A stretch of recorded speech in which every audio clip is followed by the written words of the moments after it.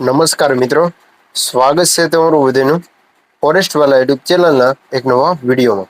તો આજના વિડીયોમાં વાત કરવાની છે કે સીસીસી ગ્રુપ એ અને ગ્રુપ બી ભરતી માટે છે તે બિગ અપડેટ આવી ગઈ છે. તો તમામ મિત્રો છે તે ખાસ આ વિડીયોના અંત સુધી બન્યા રહેજો. અને ઘણા મિત્રોને આ વાતની ખબર જ નથી અને સાથે સાથે પોલીસ કોન્સ્ટેબલ માટે પણ ખુશ ખબર આવેલી છે. જે પણ ઉમેદવારો પોલીસ ભરતીની રાહ જોઈ રહ્યા છે તેવા મિત્રો માટે પણ બિગ અપડેટ આવી છે. તો તમામ મિત્રો વિડીયોને લાઈક, શેર અને ચેનલ ઉપર હોય નવા તો સબસ્ક્રાઇબ કરી લો. તો હવે શરૂ કરીએ આજનો આ વિડીયો. તો સીસીસી ગ્રુપ એ અને ગ્રુપ બી ભરતી વર્ષ 2025 માટેના સીસીસી ગ્રુપ એ અને બી માટે મોટા સમાચાર આવી ચૂક્યા છે અને તે માટેના નિમણૂક પત્રની તારીખ છે તે જાહેર કરવામાં આવેલી છે.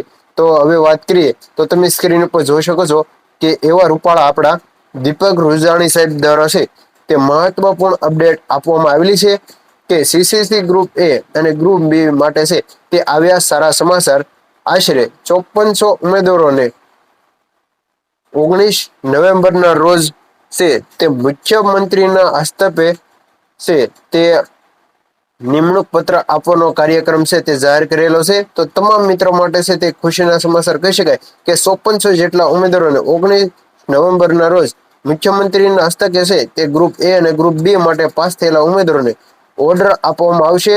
ત્યાર પછી મહાત્મા મંદિર ખાતે યોજાઈ શકે છે કાર્યક્રમ. દરેક ડિપાર્ટમેન્ટ પર ઉપર જઈ રહ્યા છે પત્ર ટૂંક સમયમાં સત્તાવાર ઉપર છે વેબસાઇટ ઉપર જાહેર કરવામાં આવશે. તો તમામ મિત્રો ખાસ આપણી ટેલિગ્રામ ચેનલ પર જોઈન કરી લ્યો.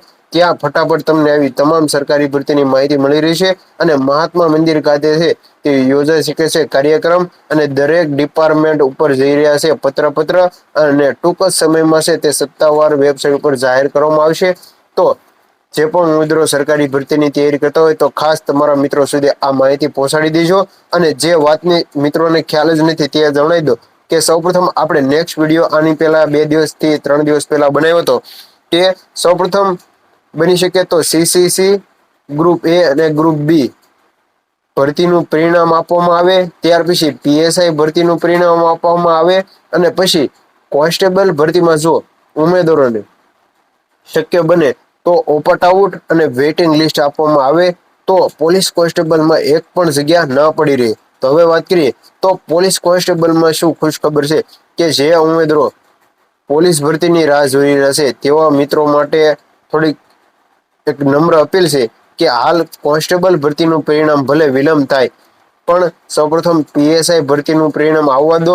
જો પીએસઆઈ ભરતીનું પરિણામ આવી જાય અને તેમાં જે 300 જેટલા ઉમેદવારો હશે તે પીએસઆઈમાં જતા રહે તો પાછળથી એલઆરડીમાં ઘણા બધા ઉમેદવારોને છે તે આનાથી ફાયદો થશે. 100% છે તે ફાયદો થશે કારણ કે ભરતી બોર્ડ દ્વારા હાલ વેઇટિંગ લિસ્ટની સુવિધા આપણે ઉમેદવારોને નથી. તો આપણી ચેનલ ઉપર ઓપટ આઉટ માટેના પણ ઘણા બધા વિડીયો તમને મળી જશે. તો તે પણ વિડીયો છે તે અવશ્ય જોજો. અને જે ખાસ જે પણ ઉમેદવારો જે અન્ય હાલ સરકારી ભરતી જોબમાં હોય તો ખાસ તેવા મિત્રો છે તે એલઆરડીમાં ઓપટ આઉટ આપજો અને જોઈનિંગ લેટર છે તે ન લેતા. આવું કરવાથી ખરેખર જે ઉમેદવારો ઘણા વર્ષથી તૈયારી કરે છે અને જે ઉમેદવારો ખરેખર સરકારી ભરતીની લાયક છે તેવા મિત્રો સુધી આ ભરતી છે તે એક સીટ એની ફાઇનલ થશે. તો બની શકે તો હજી એલઆરડીના ઉમેદવારો છે તે થોડી ઘણી રાહ જોઈ લો કારણ કે કહી શકાય કે 5400 જેટલા ઉમેદવારોને છે તે હાલ સીસીસી માટે છે તે નિમણૂક પત્ર છે તે 19 નવેમ્બરના દિવસે આપી દેવામાં આવશે અને ત્યાર પછી શક્ય બને તો પીએસઆઈ ભરતીનું પરિણામ પણ છે તે નવેમ્બરમાં હાઈકોર્ટમાં જણાવ્યા મુજબ છે તે જાહેર કરવું પડશે. તો પીએસઆઈ ભરતીનું પણ પરિણામ આવી જશે અને ત્યાર પછી એલઆરડીમાં ઓપટ આઉટ અને ત્યાર પછી નવેમ્બર-ડિસેમ્બરમાં બંને ભરતીના નિમણૂક પત્ર આપી દેવામાં આવે તો ઉમેદવારોને જે નેક્સ્ટ ભરતી માટે પણ તૈયારી માટે સારું એવું છે તે સમય મળી રહે.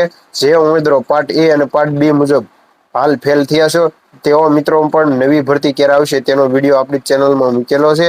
અને ખાસ આપણે વધારે એક્ટિવ ફેસબુકમાં હોઈએ છીએ. ફેસબુક પેજની લિંક તમને નીચે વિડીયોમાં ડિસ્ક્રિપ્શન બોક્સમાં મળી જશે તો તેમાં પણ જોઈન થઈ જાઓ. તો આ હતી સીસીસી ગ્રુપ એ અને પોલીસ ભરતીની માહિતી સારી લાગી હોય તો શેર કરો. જય માતાજી, જય દ્વારકાધીશ.